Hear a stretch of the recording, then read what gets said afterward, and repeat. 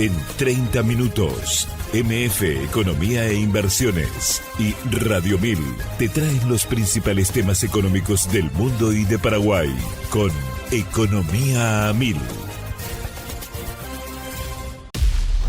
Llegó la hora de conocer a la pick-up que va a redefinirlo todo. Un vehículo con una fuerza increíble, con una capacidad sorprendente, con tecnología nunca vista en el segmento. Y además, un diseño extraordinario. La pick-up, el líder de la raza fuerte, está creando un nuevo estándar en la categoría. Llegó la nueva generación de Ford Ranger. Prepárate para lo imposible.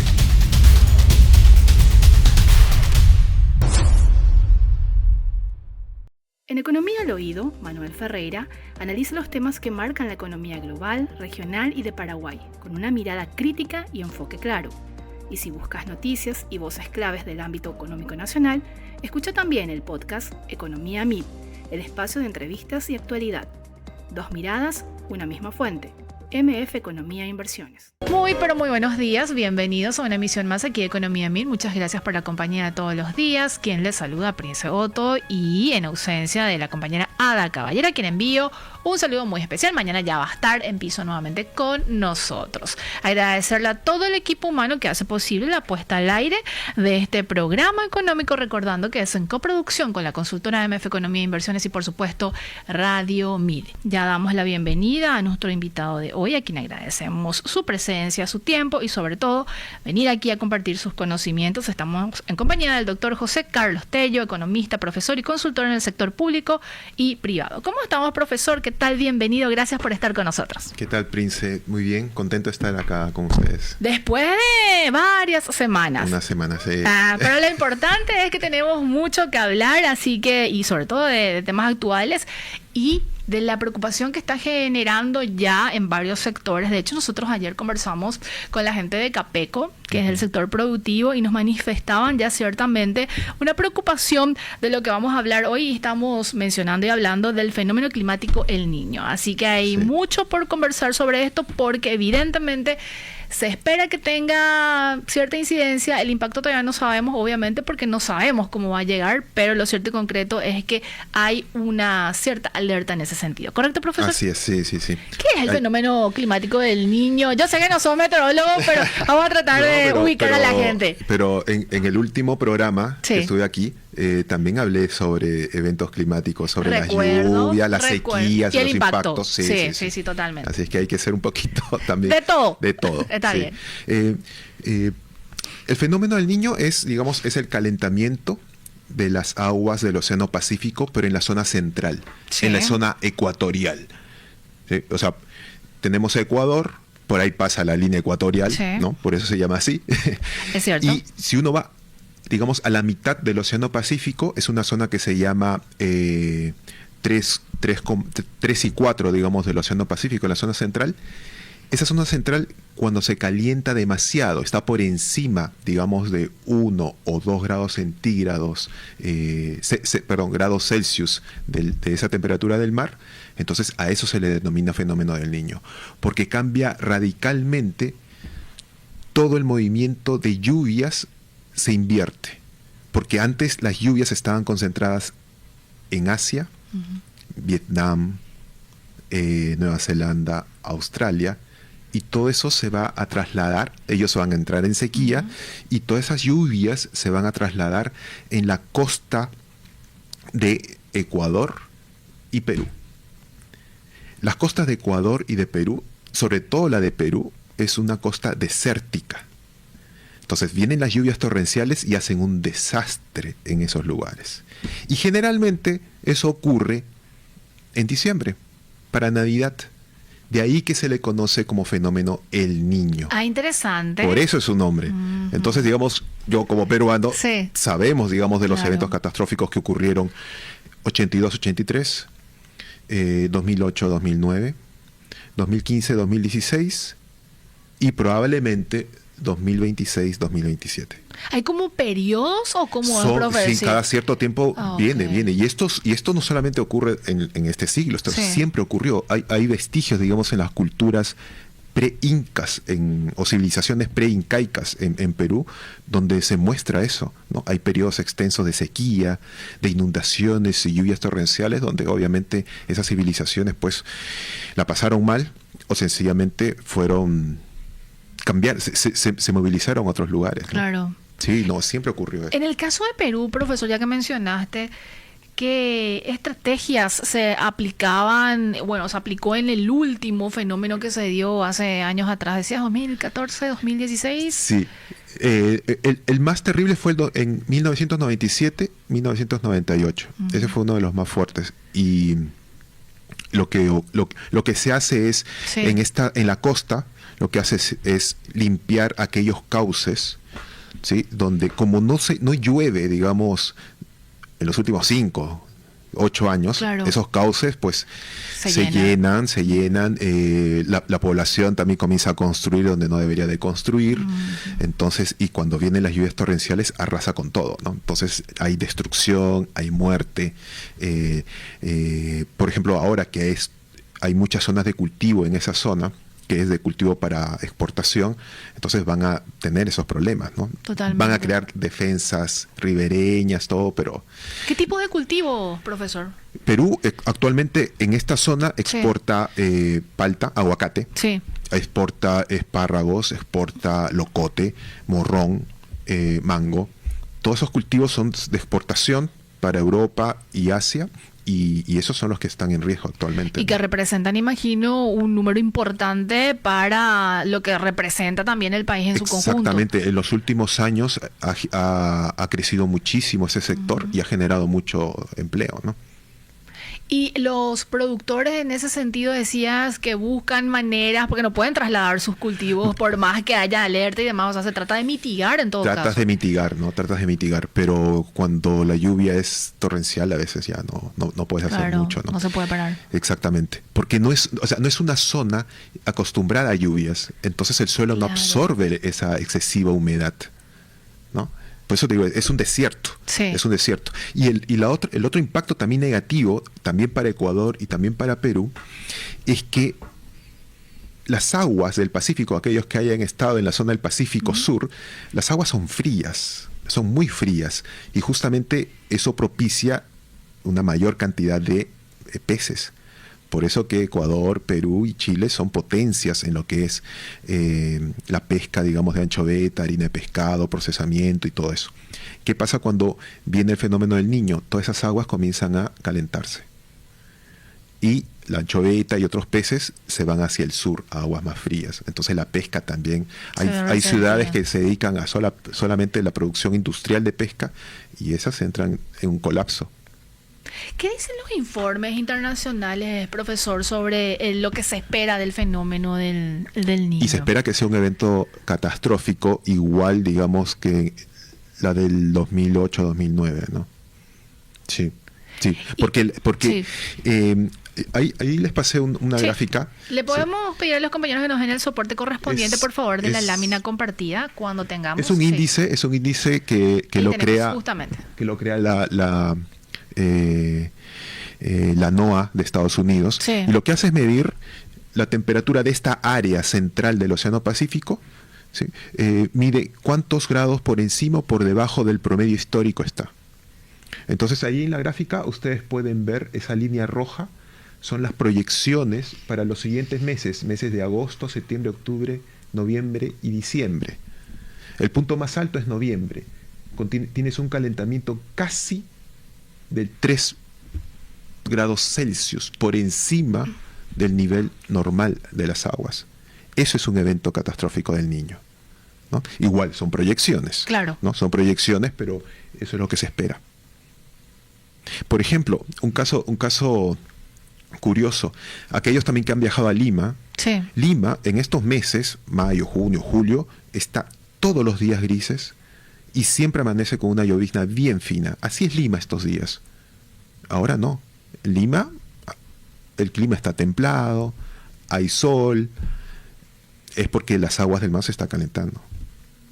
¿Y ahí se vincula con lo que se conoce como cambio climático? ¿No tiene tanta...?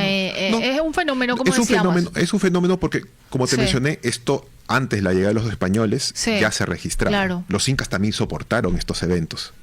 Eso está analizado porque analizan, por ejemplo, tanto los árboles, Sí. los más antiguos, en las cortezas, analizan, digamos, cuándo hubo sequía, cuándo hubo inundación. Lo mismo sucede con las lagunas. Las lagunas, digamos, en la parte de la cordillera, también analizan, digamos, qué es lo que ocurrió hace cientos de años atrás, ¿no? Y también en los vestigios arqueológicos también se observa eso, ¿no? Profesor, nosotros hablamos de países de la región, pero en otra parte del mundo también, imagino, van a sufrir algún tipo de consecuencias de este fenómeno esperado. Exactamente. Por eso le digo, Adverso, sí. Exactamente. Sí. Hay lugares donde va a haber sequía, hay lugares donde va a haber exceso de lluvia, algunos se van a beneficiar, otros se van a perjudicar, ¿no? Entonces la pregunta es, bueno, ¿y eso cómo nos influye a nosotros? Exacto. Y bueno, a través del precio. ¿Sí? No es que porque se produzca menos arroz en Tailandia o Se va a mantener el Indonesia, precio. lo que van a hacer esos países ante esa menor producción de arroz, dado que son Claro. consumidores de arroz, lo que van a hacer es restringir la exportación de arroz. Entonces, si se restringe la exportación de arroz, el precio internacional del arroz va a subir. ¿Me dejo entender? Entonces, así va a suceder con distintos productos agrícolas, ¿no? Ese es solo un ejemplo. Un ejemplo, otro ejemplo es el cacao. Para aquellos que les gusta el chocolate, Sí. Va a haber sequía, digamos, en la zona de África, en la zona central de África, va a haber sequía y ya están previendo que va a haber una reducción en la producción de cacao. Entonces, a nivel internacional, el cacao, que es un bien que se comercializa internacionalmente, su precio va a subir. En cambio, en aquellos sectores donde va a haber un exceso de lluvia y que se produce cacao, eso va a ser beneficioso.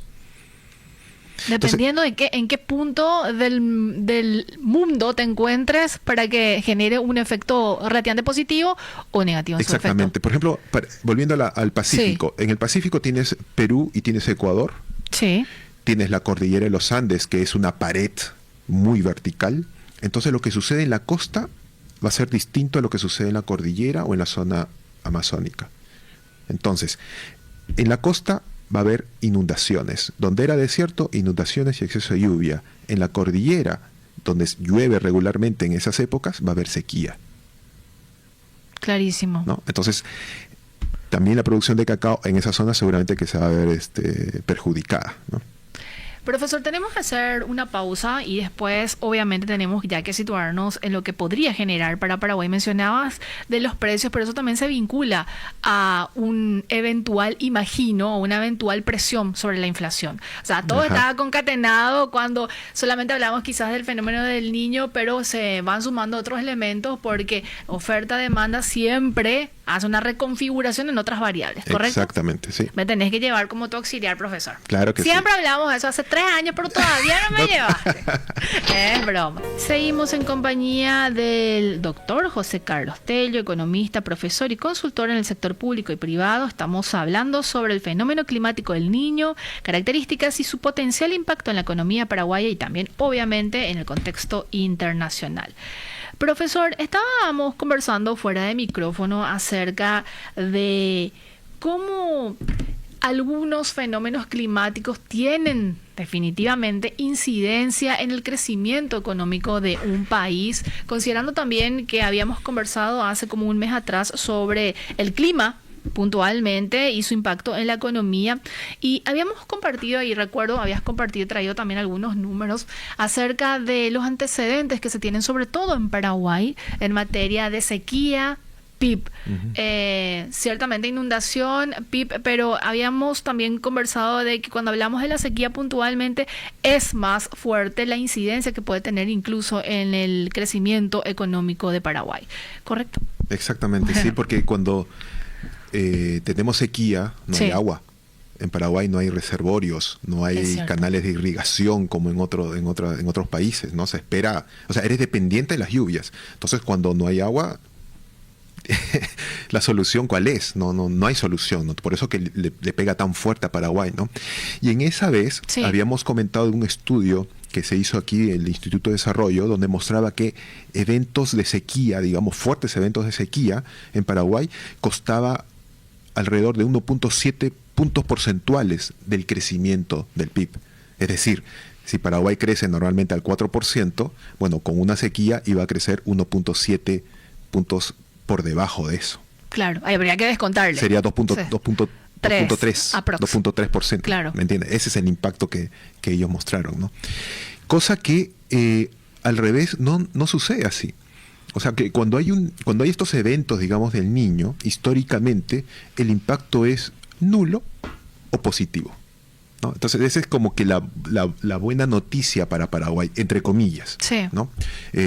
Ahora que se prevé un evento del Niño muy fuerte, por eso le llaman el Super Niño, esto podría ser un impacto positivo para Paraguay si es que este exceso de lluvias se distribuye de manera uniforme, ¿no? O sea, el periodo de lluvias va a empezar en octubre, de lluvias intensas, ¿no? El Claro. periodo de lluvias intensas en Paraguay, porque en Paraguay llueve todo el año, ¿no? Pero el periodo de lluvias intensas en Paraguay empieza en octubre. Entonces, si uno tiene, digamos, en octubre, noviembre y parte de diciembre, lluvias bien distribuidas, uniformemente distribuidas, entonces yo creo que eso se va a aprovechar y se va a aprovechar muy bien. Considerando también, profesor, que la ventana óptima de campaña en Paraguay inicia en septiembre, o sea, es básicamente en coincidencia también a ese proceso. Exactamente, ¿no? Pero ¿qué pasa si las lluvias, este exceso de lluvia se concentra en unas semanas, ¿no? Y cae muchísima agua en pocas semanas, o de repente en una sola semana de cada mes?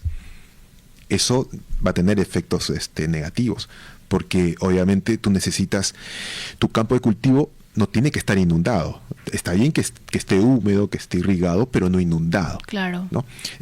Lo mismo va a suceder con la ganadería.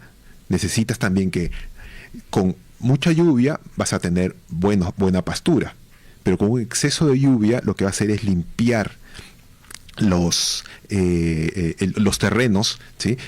Le va a reducir los nutrientes, entonces vas a tener mucha pastura, pero con poco nutriente. Eso tampoco le sirve para engordar a los animales. Claro. ¿No? Entonces, todas estas cosas, eso es lo que se va a ver en los próximos meses, ¿no? ¿Qué es lo que vas a hacer? Y vas a atenuar, ¿no? Como productor agrícola o como productor ganadero, vas a atenuar ese impacto. En otras palabras, vas a tener que invertir más, ¿no? Claro. En suplementación para los animales, en tener, digamos, una mejor canalización, digamos, de cómo irrigar tus campos de cultivo y drenaje también de los campos de cultivo, con la esperanza de salvar tu cosecha, ¿no? Totalmente.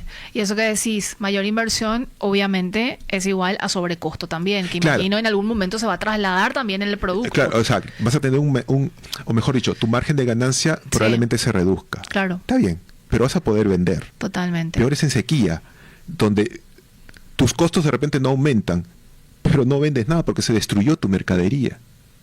Eso es peor. Claro. Por eso le cuesta tanto a Paraguay eso, ¿no? Profesor, yo te consultaba también fuera de micrófono si cuando los economistas realizan cálculos, estimaciones, proyecciones del comportamiento económico en un determinado ejercicio, por decirlo, o de determinado año, por decirlo de alguna manera, se contempla y es más fácil relativamente hacer estos cálculos de cuánto podría crecer la economía cuando se trata de fenómenos climáticos versus quizás, y ahí vas a agregar otro elemento, versus otra variable económica como el dólar. Sí, sí.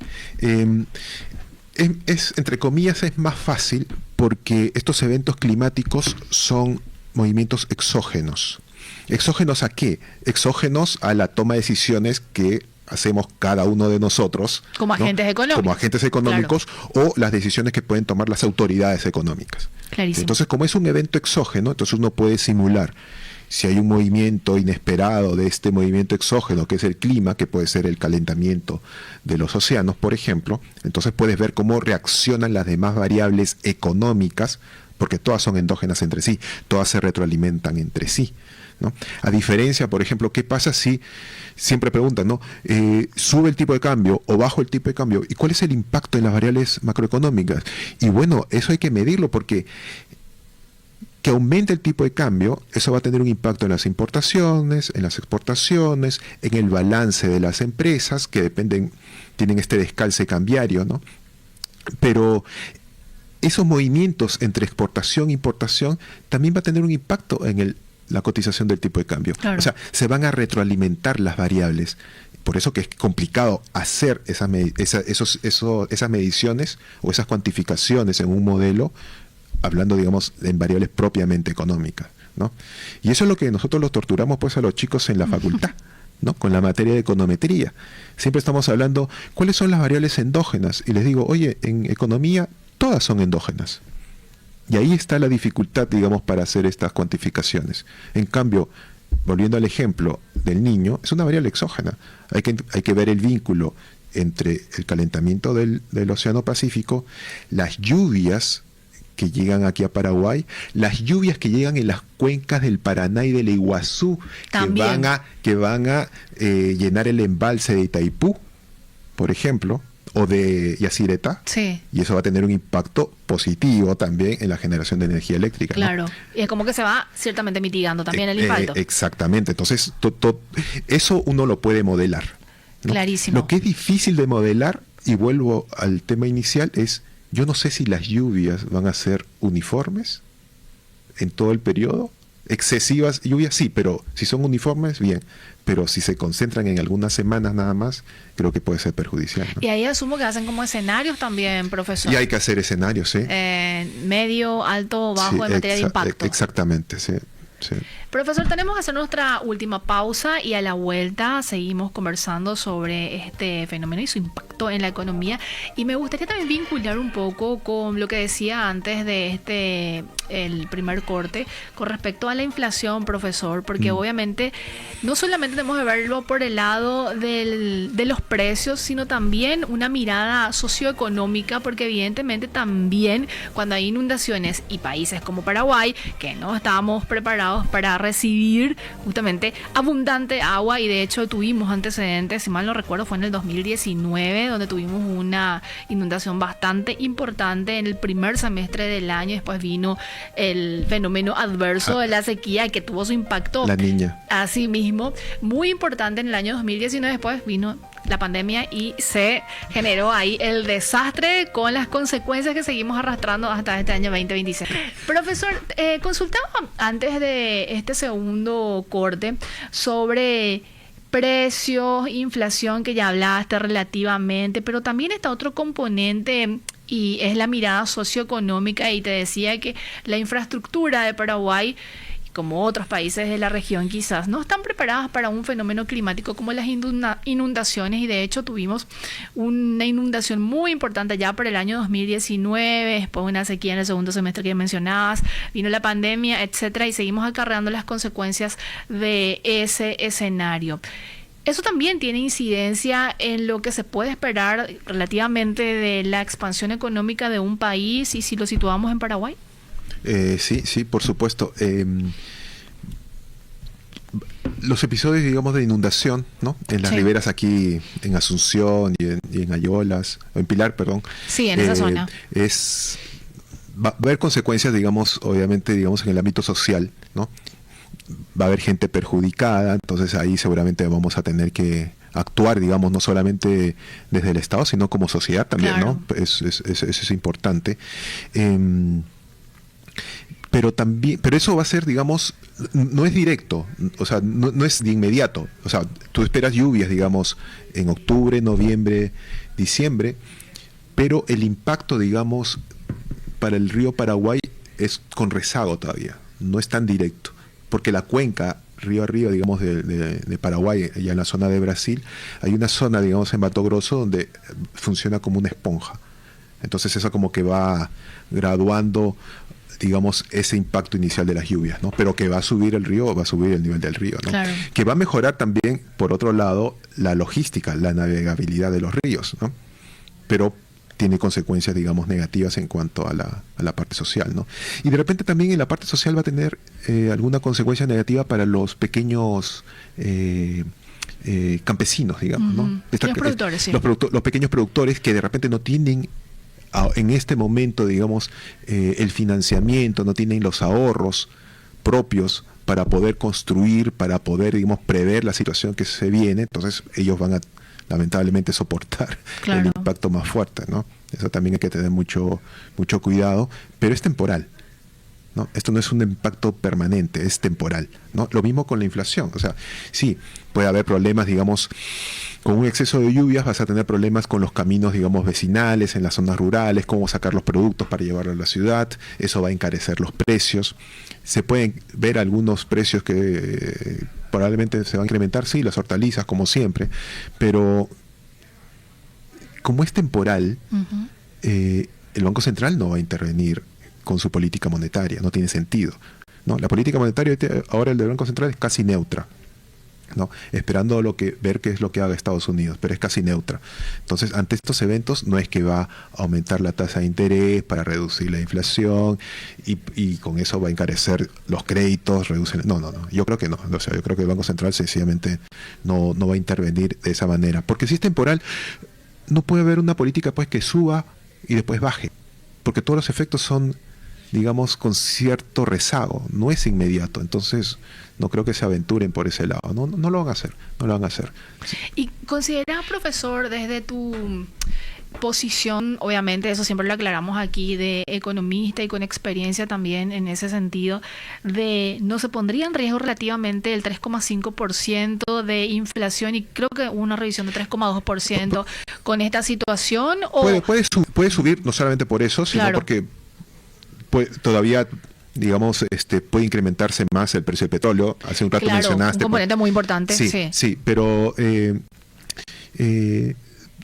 no es solamente 3,5%, pues es un margen, sí, ¿no? Más o menos 1%. Yo creo que va a estar dentro de ese margen. Por eso yo creo que el Banco Central no va a intervenir.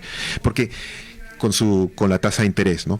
Porque esto es un shock de oferta. Los economistas lo llamamos así, es un shock de oferta. La oferta agregada, lo que produce el país, el impacto va a ser positivo o negativo. Y bueno, prácticamente puede ser ligeramente positivo, ¿sí?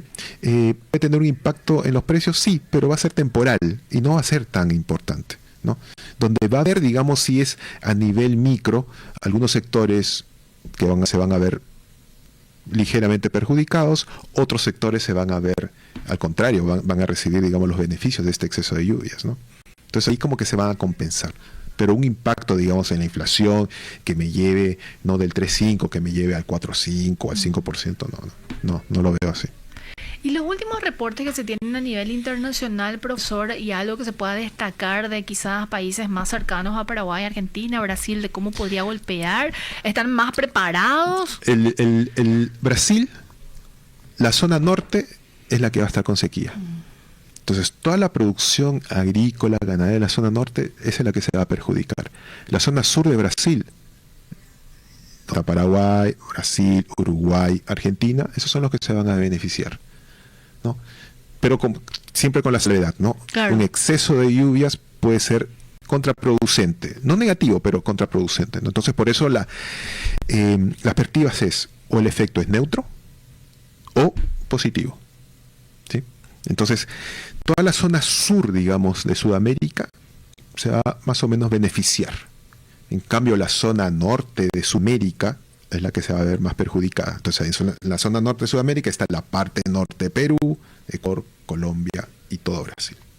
Igual, profesor, es muy difícil determinar con precisión el impacto que va a tener, por lo que decías, ¿verdad? Depende mucho de la intensidad, tal vez, de otros componentes que se puedan dar en ese momento, y también hay que agregarle otras variables del contexto internacional que también va a tener cierta incidencia, por más que este sea un fenómeno climático. Exactamente, sí, por eso siempre, digamos, no solamente los economistas, sino también los grandes bancos de inversión internacionales y los propios empresarios, las propias empresas, digamos, más o menos que tienen cierta capacidad para hacer estos análisis o estos seguimientos semanales, son los que tienen que tomar la decisión, ¿no? O sea, te llega el reporte y tú como gerente de operaciones tienes que tomar la decisión de qué hacer, ¿no? En qué momento invertir o no invertir, o aumentar o no aumentar esa inversión, ¿no? Totalmente.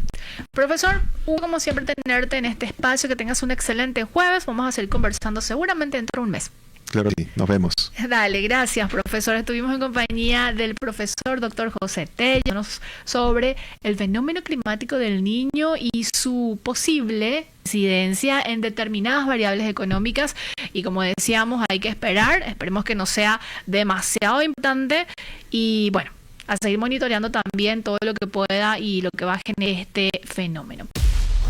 Llegó la hora de conocer a la pick-up que va a redefinirlo todo. Un vehículo con una fuerza increíble, con una capacidad sorprendente, con tecnología nunca vista en el segmento. Y además, un diseño extraordinario. La pick-up, el líder de la raza fuerte, está creando un nuevo estándar en la categoría. Llegó la nueva generación de Ford Ranger. Prepárate para lo imposible.